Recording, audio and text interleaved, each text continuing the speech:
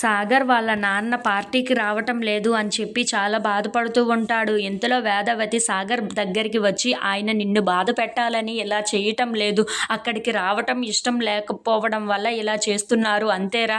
అయినా నువ్వు ముందే ఆ విషయం మీ నాన్నకి చెప్పి ఉంటే ఆయనే ఇక్కడే పార్టీ చాలా గ్రాండ్గా అరేంజ్ చేసి ఉండేవారురా అని చెప్పేసి అయితే సాగర్ని ఓదారుస్తూ ఉంటుంది.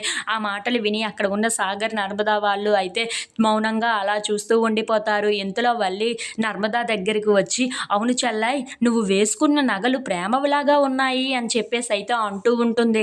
ఆ మాటలు విని అక్కడ ఉన్న నర్మదా సాగర్ వాళ్ళు అయితే ఒక్కసారిగా షాక్ అయిపోతూ ఉంటారు. ఇంతలో అక్కడ ఉన్న వేదావతి అయితే, అవును నర్మదాకి నగలు ఉన్నాయి కదా, అలాంటప్పుడు ఈ నగలు వేసుకోవటం ఏంటి అని చెప్పేసి అయితే అనుకుంటూ నర్మదా వైపు అయితే అలా చూస్తూ ఉండిపోతుంది.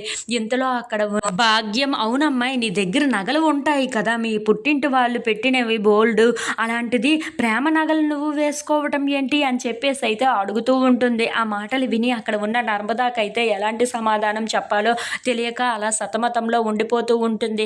ఇంతలో అక్కడ ఉన్న వల్లి మాత్రం, నీ నగలు అన్నీ ఉంటుండగా ప్రేమ నగలు వేసుకోవటం ఏంటి, మరి ప్రేమకి ఇవి కూడా ఉండాలి కదా అని చెప్పేసి అయితే అంటూ ఉంటుంది.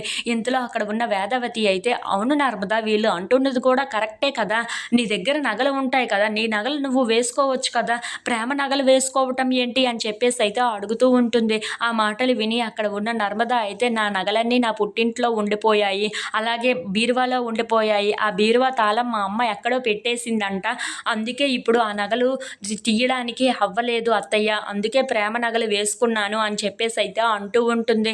ఆ మాటలు విని అక్కడ ఉన్న వాళ్ళందరూ అయితే, అబ్బో బాగా అబద్ధం చెప్పిందే అని చెప్పేసి అయితే అనుకుంటూ వల్లి వాళ్ళ అమ్మ అయితే మాట్లాడుకుంటూ ఉంటారు. ఇంతలో అక్కడ ఉన్న నర్మదా మాత్రం, అమ్మయ్య ఎలాగో తప్పించుకున్నాను అని చెప్పేసి అయితే అనుకుంటూ ఉంటుంది.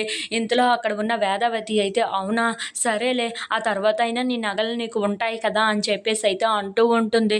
ఇంతలో అక్కడ ఉన్న భాగ్యం వల్లి వాళ్ళు అయితే, మేము ఈ పార్టీకి రావటం ఇష్టం లేదు, అన్నయ్య గారు ఒక్కరే ఇంట్లో ఉండి మాకు ఈ పార్టీకి రావటం అయితే అస్సలు నచ్చటం లేదు అని చెప్పేసి అయితే అంటూ ఉంటుంది. ఆ మాటలు విని అక్కడ ఉన్న వేదావతి అయితే, ఏం పర్వాలేదు ఆయన చూసుకుంటారు, పదండి వెళ్దామని చెప్పి అందరినీ తీసుకొని వెళ్తూ ఉంటుంది.